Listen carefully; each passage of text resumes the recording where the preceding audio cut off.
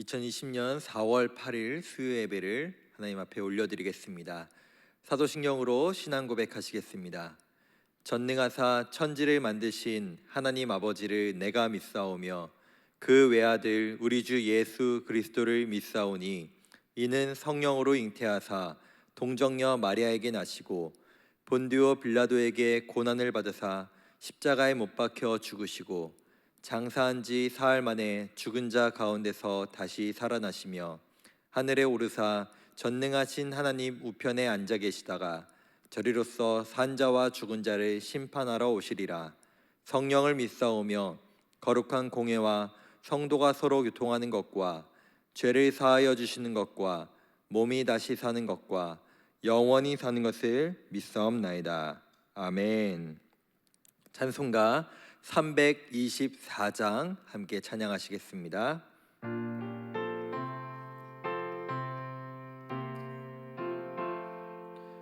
예수 나를 오라네 예수 나를 오라네 어디든지 주를 따라 주와 같이 가려네 주의 인도하심 따라 주의 인도하심 따라 어디든지 주를 따라 주와 같이 가려네 겟세마네 동산까지 주와 함께 가려 하네 피땀 흘린 동산까지 주와 함께 가려네 주의 인도하심 따라 주의 인도하심 따라 어디든지 주를 따라 주와 같이 가려네 심판하실 자리까지 주와 함께 가려 하네 심판하실 자리까지 주와 함께 가려네 주의 인도하심 따라 주의 인도하심 따라 어디든지 주를 따라 주와 같이 가려네 주가 크신 은혜 내려 나를 항상 돌보시고 크신 영광 보여주며 나와 함께 가시네 주의 인도하심 따라 주의 인도하심 따라 어디든지 주를 따라 주와 같이 가려네. 아멘. 주님의 인도하심 따라 어디든 함께 가겠다고 날마다 다짐하며 살아가실 수 있는 우리 성도님들 되시기를 소망합니다. 이어서 찬송가 341장 십자가를 내 가지고 함께 찬양하시겠습니다.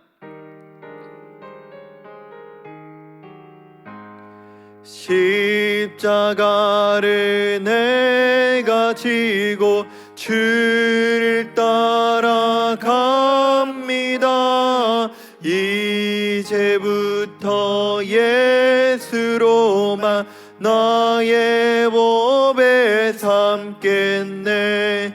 세상에서 부귀영화 모두 잃어버려도 주의 평안 내가 받고 영생 복을 얻겠네.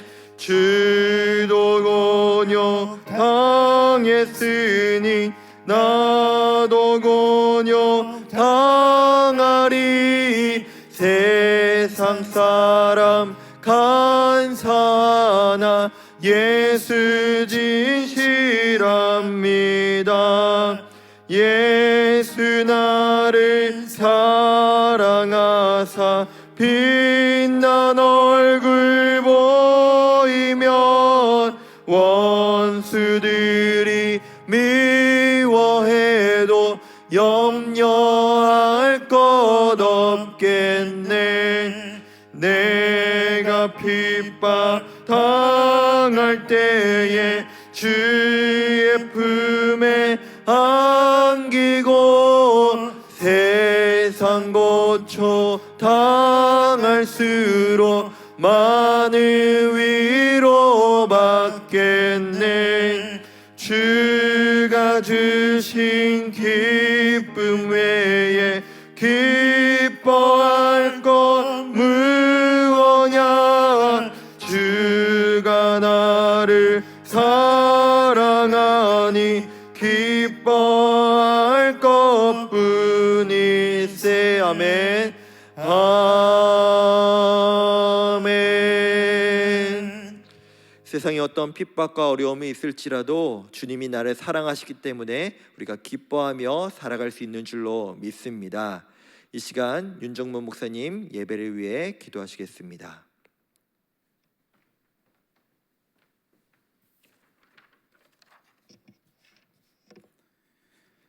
하나님 아버지, 오늘 하루도 우리를 붙드시어 하루의 시간을 감당하게 하시고 이렇게 예배의 자리에 나와 주의 음성 듣게 하심에 감사드립니다.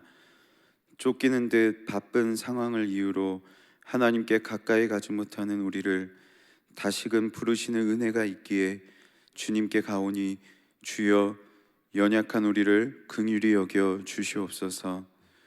우리를 위하여 십자가에서 죽음으로 순종하신 예수 그리스도의 사랑을 바라봅니다. 이번 한 주간 특별히 더욱 십자가의 은혜가 우리 가운데 선명하게 하시고 낮아지신 주님의 뜻을 따라 우리도 삶의 자리에서 더욱 겸손케 살아가는 은혜 있게 하여 주시옵소서. 죽음도 이기신 십자가의 능력을 의지합니다. 그 능력을 소망하며 기도하오니 주님, 이 땅을, 이 나라를 고쳐 주시옵소서. 언제 끝이 날지 모르는 이 상황을 주님께서 해결하여 주시고 속히 함께 모여 예배할 수 있는 날을 허락해 주시옵소서. 무엇보다도 신음하는 우리 일산교회 교우들을 기억하여 주십시오. 특별히 지금 건강의 문제와 생계의 문제로 신음하는 가정들이 있습니다. 이때 십자가를 의지하는 지혜와 은혜를 더하시고 고통당하신 십자가를 바라볼 때 그 십자가의 능력이 우리에게 강함이 되어 위로의 눈물도 주시고 치유의 마음도 주시옵소서. 주님의 십자가의 사랑과 부활의 능력이 우리에게 소망되게 하여 주시옵소서. 주님, 코로나19로 우리의 신앙과 영혼에 병이 들까 두렵습니다. 멈추지 않는 상황에 우리의 몸도 마음도 지쳐갈 때 더욱 깨어있게 하시고 우리의 마음과 생각을 지키게 하여 주시옵소서. 이 시간 말씀을 전하실 오성진 목사님을 강권적으로 붙드시사 성령 충만한 말씀이 선포되게 하시고 또 그 능력의 말씀이 우리의 영혼을 위로하며 살아갈 소망과 새 힘 되게 하여 주시옵소서. 우리 주 예수 그리스도의 이름으로 기도합니다. 아멘.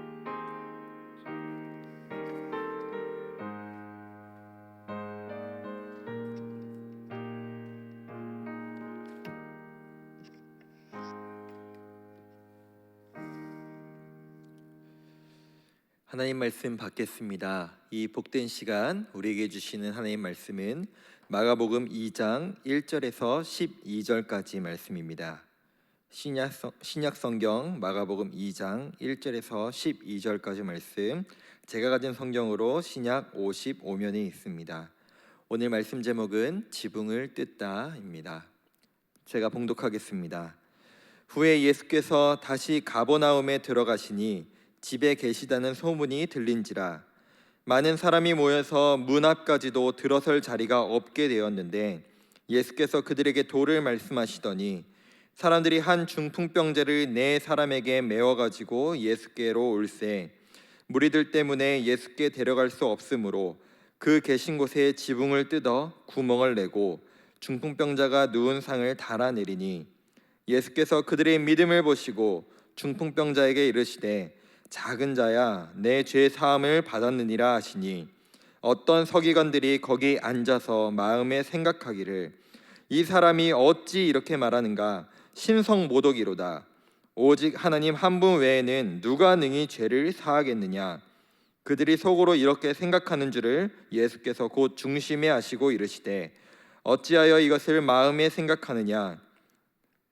중풍병자에게 내 죄 사함을 받았느니라 하는 말과 일어나 내 상을 가지고 걸어가라 하는 말 중에 어느 것이 쉽겠느냐. 그러나 인자가 땅에서 죄를 사하는 권세가 있는 줄을 너희로 알게 하려 하노라 하시고 중풍병자에게 말씀하시되 내가 내게 이르노니 일어나 내 상을 가지고 집으로 가라 하시니 그가 일어나 곧 상을 가지고 모든 사람 앞에서 나가거늘 그들이 다 놀라 하나님께 영광을 돌리며 이르되 우리가 이런 일을 도무지 보지 못하였다 하더라. 아멘. 사랑합니다. 네, 이 시간 우리가 또 마가복음 말씀을 통해 예수님의 우리를 향한 메시지를 함께 나누기를 원합니다. 사랑하는 성도 여러분, 우리가 지금 코로나19로 인해 오랫동안 교회를 나오지 못하고 있습니다. 그런데 우리 이 교회가 어떤 부분에 있어서 어떤 목적에 있어서 필요하다고 생각하시나요? 아마 요즘 같은 때에는 더 그런 생각이 많이 드실 거라 생각이 듭니다. 어차피 교회 나와서 예배도 드리지 못하고 있고 교회 나가서 교제도 하지 못하는데 과연 이 교회는 무엇을 할 수 있는가라는 생각을 하실 수도 있을 것 같습니다. 생각보다 참 다양한 모습으로 교회들이 존재하고 있습니다. 우리 교회만 해도 지하에 탁구장도 있고요, 1층에 카페도 있습니다. 또 어떤 교회는 공연장처럼 이렇게 예배실을 꾸며놓은 교회도 있고요, 정말로 제대로 카페를 운영하는 교회들도 있고, 또 어떤 교회들은 제가 듣기로는 헬스장도 있고 또 수영장도 있고 또는 족구장, 테니스, 배드민턴장이 있는 교회들도 있다고 합니다. 참 저도 궁금한데요. 그렇다면 특별히 이 상황 속에서 우리가 이 교회가 어떤 목적에서 정말로 필요하고 우리 교회가 정말로 감당해야 될 사명은 무엇인가, 오늘 말씀을 통해 우리가 나누기를 원합니다. 오늘 우리가 함께 읽은 본문에서 가버나움이라는 지역, 특별히 이 상황이 일어나고 있는 이곳은 아마도 베드로의 집에서 일어나는 사건이 아닐까라고 추측하고 있습니다. 이곳에 예수님께서 계시다는 소문이 들리자 정말로 많은 사람들이 이 집에 몰리게 되었는데요, 오늘 본문에 보시면은 집 안이 가득 차서 더 이상 들어갈 수 없을 정도로 사람들이 가득 찼다라고 말하고 있습니다. 사람들이 이곳에 모인 이유는 2절에 보시면은 예수님께서 도를 가르치시기 위해서 이곳에 모였고 사람들 또한 그것을 듣기 위해 모였다는 것이죠. 즉 예수님의 말씀을 듣기 위해서 이곳에 모였다는 것입니다. 그런데 여기에 갑자기 완전 다른 부류의 사람들이 3절에서 등장하는데요, 바로 중풍병자를 데리고 온 총 5명의 사람이었습니다. 오늘 본문에 나와 있듯이 사람들이 너무나 가득 차서 예수님께 나갈 수 없자 이 사람들은 다른 방법을 생각해냈는데요, 당시 팔레스타인의 1세기 집들은 지붕으로 올라갈 수 있는 계단이 있고 그 계단을 통해 이 중풍병자를 4사람이 들고 올라가서 지붕을 당시에는 뜯어낼 수 있는 그렇게 강한 재질로 되어 있지 않았다고 합니다. 그것을 뜯어내고 상을 내렸다는 것이죠. 한번 생각해 보시면은 이럴 수밖에 없는 상황이었을 것입니다. 아마도 여기 후곡마을의 어떤 사업장에 어떤 상점에 어떤 정말로 유명한 뭐 유재석이라든지 뭐 요즘 또 누가 있을까요? 그런 연예인이 한 명 왔다 하면 요즘 코로나19 뭐 사회적 거리두기고 뭐고 많은 사람들이 그 가게를 몰리고 아마 들어가기가 쉽지 않을 것입니다. 그래서 그 지붕으로 올라가서 이 사람들도 그것을 뜯고 예수님께 그 병자를 줄을 매달아 내렸던 것이죠. 정말로 소란스러웠을 것입니다. 지금 만약에 우리 성도님들이 이 자리에 함께 앉아 계시고 예배드리는 상황 가운데 갑자기 우리 저 4층 위에 지붕이 뜯어지면서 막 먼지가 떨어지고 소란스러운 상태에서 무언가가 내려온다면 아마 많은 사람들이 좋은 눈초리로 보지 않았겠죠. 저 사람은 대체 뭔가, 누가 예배 시간에 하나님의 말씀이 전해지는 이 시간에 이렇게 소란스럽게 할까라고 다들 따가운 눈총을 보냈을 것입니다. 그런데 예수님께서는 그 상황에서 그 장면을 보시고 5절에서 이렇게 말씀하시는데요. 5절을 함께 보도록 하겠습니다. 예수께서 그들의 믿음을 보시고 중풍병자에게 이르시되 작은 자야 내 죄 사함을 받았느니라 하시니. 아멘. 예수님이 이렇게 말씀하십니다. 보이지 않는, 우리 눈에 볼 수 없는 믿음을 보셨다라고 말씀을 하고 계십니다. 지금 예배 드리시면서 혹시 옆에 있는 가족이나 또는 타인의 믿음을 혹시 보실 수 있으신가요?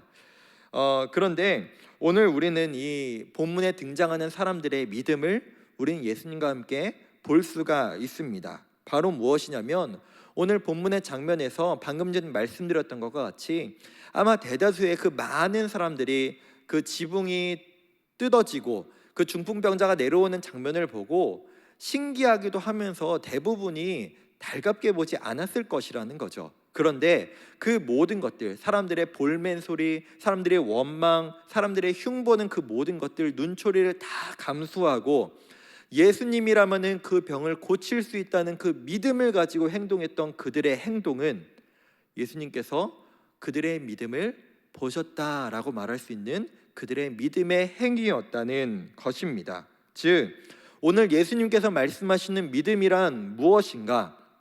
예수님께 나아가기 위해서 그것이 얼마나 많은 사람들이 모여 있을지라도, 예수님께 나갈 수 없는 장애물이 있을지라도 그 지붕으로 올라가서 지붕을 뜯고 예수님께 나아가는 그 모습 자체가 우리가 볼 수 있는 믿음이라는 것입니다. 그런데 오늘 예수님께서는 그 중풍병자에게 바로 그 병을 낫게 하시는 것이 아니라 상황에 맞지 않는 말씀을 먼저 하시는데요. 방금 전에 우리가 본문에서 보았지만 작은 자야 내 죄 사함을 받았느니라 라고 말씀하십니다. 개역 한글 성경에는 작은 자가 아니라 소자야 라고 번역이 되어 있는데요. 이 작은 자라는 단어는 헬라어로 테크논이라는 단어입니다. 그런데 이거는 그냥 영어로 번역하면 child라고 번역할 수 있을 것 같습니다. 그런데 단순히 이것이 어린아이, 작은 자, 소자라는 뜻을 가지고 있는 것이 아니라 당시 유대 사회에서는 이런 의미를 가지고 있었습니다. 이것은 남녀, 성별 상관없이 사용하는 단어였고요.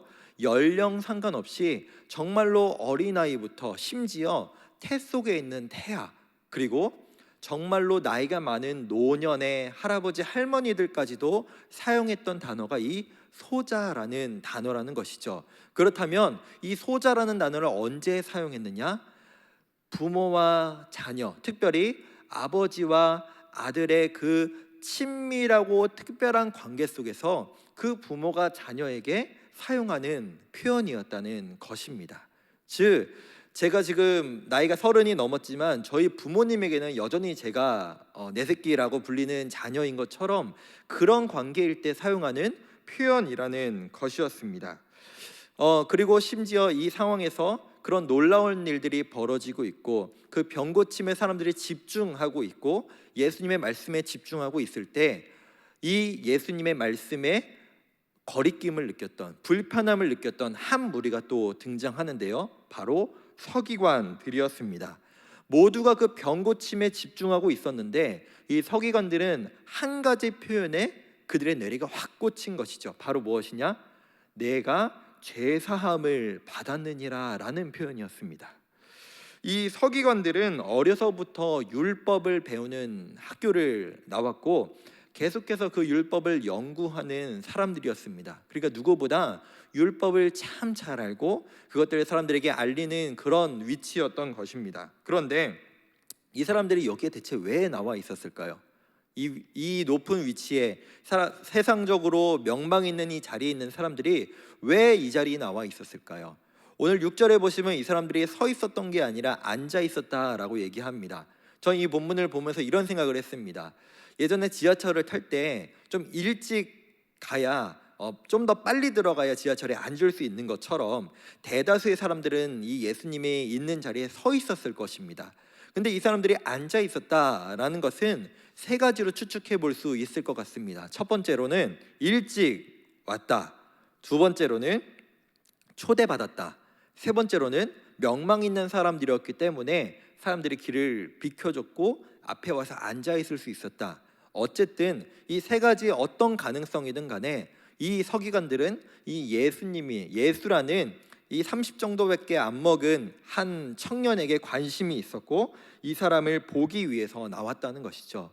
그런데 예수님은 정식적인 신학교도 나오신 분이 아닙니다. 안수를 받지도 않았습니다. 서기관들은 당시 안수를 받았죠. 어디 떠돌이 랍비 한 명이 사람들에게 갑자기 인기가 많아졌고 또 당시의 서기관들과 뭔가 다른 권위의 말씀을 전한다는 소문을 듣고 이 예수라는 청년을 검증하기 위해서 나왔을 것입니다. 그런데 이 자리에 나와서 얼마나 대단한 말씀을 선포하는지 보자라고 했는데 오자마자 바로 이상한 말을 하나 하기 시작하는데 바로 내가 죄사함을 받았다라는 말을 예수님께서 던지셨다는 것이죠. 당시에 죄사함을 받기 위해서는 세 가지가 필요했습니다. 첫 번째로는 제사가 필요했습니다. 다들 잘 아시다시피 구약 시대부터 이 죄사함을 받기 위해서는 하나님 앞에 제사를 올려드려야 했죠. 두 번째로는 이 제사를 드리기 위해서 당연히 필요한 것 제물이 있어야 했습니다. 제물도 이 자리에는 있지 않았습니다. 세 번째로는 그 죄사함을 받아야 되는 당사자의 회개가 필요했습니다.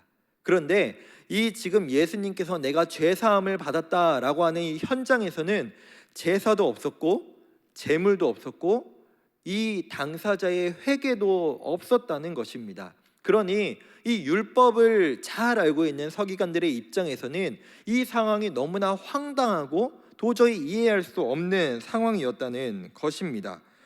또 이런 것이 있습니다. 선지자들이나 제사장들이 보통 어떤 사람을 보고 죄사함을 선포할 때는 이렇게 선포합니다.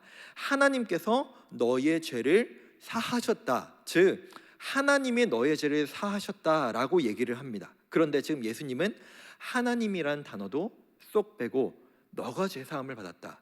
마치 자신이 하나님인 듯 이렇게 말을 하는 것을 보니 이 제사장들이 이렇게 말할 수밖에 없는 것이죠. 신성 모독이다라고 말하는 것입니다. 당시 이스라엘은 정말 강력한 종교 사회였습니다. 로마 제국조차 이 이스라엘을 점령하고도 이들의 종교와 이들의 제사를 존중해 줄 정도로 정말 강력한 종교 사회였죠. 뭐 지금이야 좋은 직업, 뭐 나쁜 직업 보통 나눌 때 대부분은 연봉으로 많이 이제 나눈다고 하지만 당시에는 좋은 직업과 나쁜 직업을 나눌 때는 좋은 직업은 죄를 안 짓는 직업이 좋은 직업이었고 나쁜 직업은 죄를 많이 짓는 직업이 죄인들, 그 나쁜 직업으로 당시에 여길 정도로 즉 철저한 종교 사회였습니다. 또한 십계명에서 나와 있듯 하나님의 이름을 망령되이 부르는 것은 정말로 그냥 돌로 쳐서 죽여야 할 정도로 정말로 심각한 죄였죠.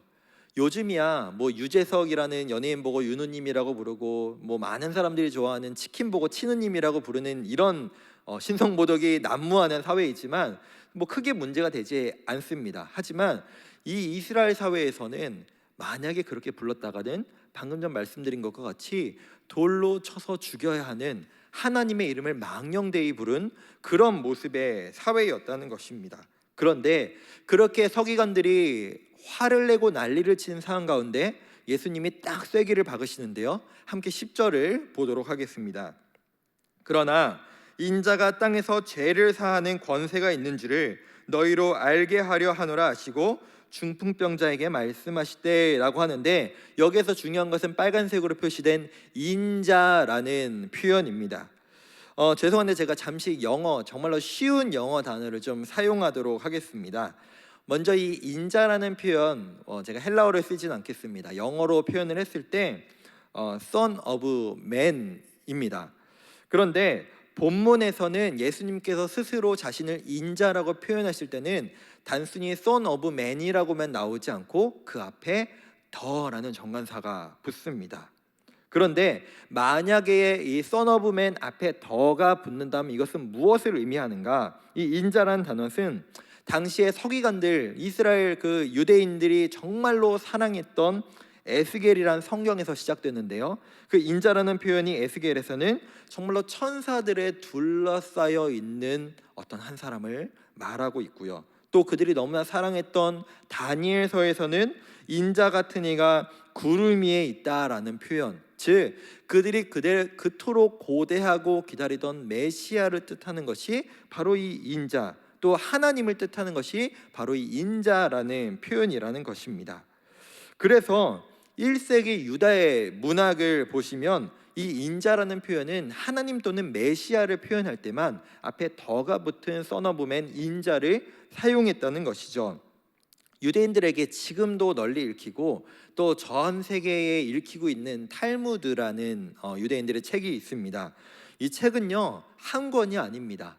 유대인들이 보는 탈무드는 63권, 그것도 엄청나게 두꺼운 책이 63권에 달하는 방대한 양이고, 미국에 제대로 번역된 히브리 영어로 번역된 이 탈무드는 심지어 300페이지 책으로 140권 분량이 되는 어마어마한 분량이라고 합니다. 그런데 이 엄청난 분량 가운데 이 유대인들이 한 번도 실수로 이 인자라는 표현 앞에 이 정관사 덜을 붙인 적이 없다라는 것입니다. 즉 인자라는 표현, 사람의 아들이라는 표현은 사람에게 쓸 때는 앞에 더가 절대 붙지 않는다는 것이죠. 그런데 또 신기한 것은 사복음서의 저자들은 예수님이 스스로 인자라는 표현을 사용하실 때 더라는 표현이 한 번도 빠진 적이 없다라는 것입니다. 즉 에스겔과 다니엘서에서 예언하는 그 인자가 바로 예수님을 의미하는 것이고, 예수님께서 스스로를 내가 하나님이고 내가 하나님의 아들이다 라고 마가복음에서 처음 선포하고 계신 장면인 것입니다. 당시에 서기관 그룹은 유대 사회에서 정말로 엄청난 권력을 가지고 있었습니다. 그런데 마가복음에서 이 사건 이후로 예수님을 계속해서 따라다니면서 감시하고 어떻게 죽일까 고민하던 게 바로 이 본문부터의 시작입니다. 그래서 신학자들은 이렇게까지 얘기합니다. 마가복음 2장부터 십자가의 그늘이 보인다라는 표현까지 사용할 정도입니다. 그런데 이해가 안 되는 것이 있습니다. 1장부터 정말로 열심히 사역하신 예수님은 공통점이 하나 있으셨는데요. 무엇이었냐면 계속해서 본인 스스로를 숨기셨다는 것이죠. 많은 사람들이 예수님을 쫓아서 그 집에, 베드로의 장모의 집에 몰렸을 때도 또 예수님은 그곳을 피하셨고, 예수님은 언제나 사람이 없는 한가한 곳으로 가셔서 기도하셨고, 또 귀신이 예수님에 대해서 말할 때 예수님은 조용히 하라고 말씀하십니다. 철저히 자신을 계속해서 숨기셨죠. 그런데 왜 오늘 마가복음 2장에서는 죽음을 무릅쓰고 왜 자신을 인자라고 이렇게 당당하게 표현하셨을까요? 그것은 예수님께서 꼭 해야만 했던 말씀이 있으셨던 것입니다. 바로 교회가 지난 2000년 동안 계속해서 감당해야 했던 사명이기도 하고, 또 바로 믿음으로 죄 사함을 받는다는 그 진리를 예수님은 전하고 싶으셨던 것입니다. 이 내용은 예수님이 누구신지를 알면 자연스럽게 답이 나오는데요, 바로 11절에 나와 있습니다. 내가 내게 이르노니 일어나 내 상을 가지고 집으로 가라 하시니. 아멘. 예수님께서 그 병자에게 중풍병자에 이렇게 말씀하시고 그 병자는 실제로 일어나서 그 병이 싹 나은 채로 돌아가게 됩니다. 이사야에 보면 이런 말씀이 있습니다. 메시아가 나타나면 저는 자는 걷게 되고 눈먼 자는 눈을 뜨게 될 거다라는 말씀이 있습니다. 만약 너희의 세대에 이런 일이 일어난다면 그 일을 행하는 자는 바로 메시아다라고 예언하고 있는 것이죠. 그리고 그것을 어떻게든 증명하기 위해 예수님 전 시대에 정말로 많은 거짓 메시아들이 등장해서 내가 앉은 자를 일으키겠다, 내가 눈먼 자를 눈을 뜨게 하겠다라고 했던 거짓 메시아들이 정말로 많이 등장했지만 그들은 모두 실패했습니다. 그런데 예수님은 그것을 실제로 행하셨고 자신이 메시아라는 것을 증명하셨다는 것입니다. 그런데 그 메시아께서, 그 하나님의 아들께서 우리를 위해 십자가에 달려 죽으셨고 그 이유는 우리의 죄를 사하여 우리를 구원받게 하시기 위함이었다는 것입니다. 죄라는 용어, 세상에서 말하는 죄라는 단어와 우리가 오늘 성경에서 말하는 죄라는 표현은 완벽히 다릅니다. 이 죄라는 것은 일종의 기억상실증과 같다고 말씀드릴 수 있을 것 같습니다. 우리가 우리를 만드신 그 아버지 하나님을 잊은 것입니다. 그리고 우리는 소자인데, 우린 소자가 맞습니다. 하나님께서 너무나 사랑하시는 자녀가 우리가 맞지만 우리는 그 관계를 스스로 깨뜨리고 그 관계로부터 벗어나고 싶어하는 모습, 하나님과 단절된 모습이 바로 죄인의 모습이라는 것입니다. 예수님께서는 우리와 하나님 사이에 그 단절되어 있는 그것을 깨뜨리시기 위해서, 그것을 모두 부수기 위해서 이 땅에 오셨고 십자가에 달려 죽으셨습니다. 그리고 우리를 향한 사랑을 보이셨고 우리를 향한 그 사랑을 확증하셨습니다. 그래서 우리가 누구인지, 하나님이 누구신지를 알 수 있게 하셨죠. 그렇게 죄 사함을 받은 사람에게는 어떤 일이 일어날까요? 중풍병자는 죽어가고 있었습니다. 그러나 그 지붕을 뚫고 예수님 앞에 나아갔을 때 그는 그 병이 낫고 일어날 수 있었던 것입니다. 바로 이 소망을 예수 그리스도가 우리에게 주셨다는 것입니다. 구원이라는 소망을 주신 것이죠. 다시 한번 첫 번째 질문을 우리 성도님께 드리겠습니다. 교회는 무슨 목적에서 존재해야 하고 무슨 목적에서 필요할까요? 최근 교회가 더욱더 사회적으로 이미지가 안 좋은 것 같습니다. 원래도 그렇게 좋았다라고 말씀드리기가 어렵지만 특별히 이 코로나19로 인해 예배를 강행하는 교회들 때문에 코로나19가 확산되고 있다라는 많은 언론들의 보도 때문에 참 요즘 교회가 마음껏 예배를 열기도 어려운 상황들, 마치 뭔가 죄 지은 자들처럼 살아가야 되는 모습이 이 교회의 모습인 것 같습니다. 그러나 우리가 이 교회가 분명히 필요한 목적이 있는데 그것은 무엇인가? 세상을 흉내내고 세상을 닮은 그 모습이 아니라 오직 교회만이 할 수 있는 것, 바로 그 세상과 하나님 사이에 놓여있는 그 지붕과 같은 그 단절된 것을 깨뜨리고 그들에게 구원을 선포하고 예수님이 누구신지를 알려주는 것, 그것이 바로 교회가 감당해야 될, 교회만이 감당할 수 있는 목적이고 사명인 줄로 믿습니다. 말씀을 정리하겠습니다. 그러나 우리가 예수님께 나아가는데 또 그 구원을 선포하는데 문제가 있습니다. 무엇이냐? 바로 지붕이 너무 많다는 것이죠. 그 지붕까지 올라가는 것도 너무나 어렵고 그 지붕을 뜯어내고 그 지붕을 뜯고 줄을 매달아 예수님 앞에 그 중풍병자를 내린 것처럼 나아가는 것이 참 어렵습니다. 많은 장애물들이 있죠. 이 코로나19로 인해 우리 마음 가운데 예수님 앞에 나아가는 가장 큰 장애물이 무엇인가라고 생각해 봤을 때 아마도 무기력함과 나태함이 아닌가 싶습니다. 우리가 예배당에 나오지 못해서 우리가 영상으로 예배를 드리는데 저 스스로도 느끼는 것은 영상으로 예배를 드리다 보면 나도 모르게 태도가 나태해지고 무너지고 뭔가 제대로 하나님 앞에 기도도 하지 못하고 말씀도 듣지 못하는 그런 모습들, 그 모든 것들이 하나님 앞에 나아가지 못하게 하는 지붕과 같은 모습이라고 생각을 합니다. 사랑하는 성도 여러분, 우리가 그 지붕을 뜯어내기를 원합니다. 예수님 앞에 나아가기 위해, 우리의 믿음을 주님 앞에 보이기 위해 내 앞에 있는 그 어려운 장애물들, 그 모든 것들을 뜯어내고 주님 앞에 온전히 나아갈 수 있는 우리 성도님들이 되시기를 소망합니다. 더불어 우리 스스로가 지붕이 되어 타인들이 세상에 주님 앞에 나아가는데 내가 장애물이 되는 것이 아니라, 나를 통해 세상에 예수님을 보고 나를 통해 하나님의 사랑을 세상에 발견할 수 있는 그 모습으로 살아가실 수 있는 우리 사랑하는 성도님들 되시길 소망하고 축복합니다. 기도하겠습니다. 사랑이 많으신 주님, 감사합니다. 이 고난주간 가운데 이 말씀을 통해 다시 한번 우리의 신앙의 모습을 돌아보기를 원합니다. 내 앞에 있는 수많은 지붕들이 있습니다.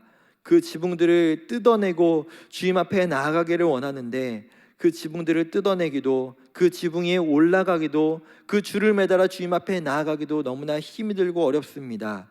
주님, 내 안에 있는 많은 죄악들, 내 안에 있는 그 모든 나태함들, 내 안에 있는 그 무기력함들 모두 이겨낼 수 있도록 나를 도와주시고 나에게 능력 허락하여 주옵시고, 주님 앞에 나가 그 주님을 만나고 그 구원의 소망을 온전히 누릴 수 있는 우리의 모든 성도님들의 모습이 되게 하여 주시옵소서. 또한 세상에서 우리 교회가 많은 부분 가운데 비난을 받고 있는 가운데, 내가 또한 그 가운데 하나님께 나아가는데 장애물이 되고 지붕이 되지 않기를 원합니다. 내가 정말 예수님 닮은 모습으로 살아감으로 있어 나를 통해 세상에 예수님을 발견하고 하나님의 사랑을 온전히 누릴 수 있는 하나님의 자녀다운 삶을 살아가게 하여 주시옵소서. 예수님의 이름으로 기도합니다. 아멘. 주 예수 그리스도의 은혜와 하나님 아버지의 사랑과 성령님의 교통하심이 이 시간 내 삶에 있는 모든 장애물, 그 지붕을 뜯어내고 주님 앞에 나아가겠다 다짐하는 모든 성도들 가운데, 그리고 우리가 살아갈 모든 날들 가운데 이제부터 영원까지 함께 있을지어다. 아멘.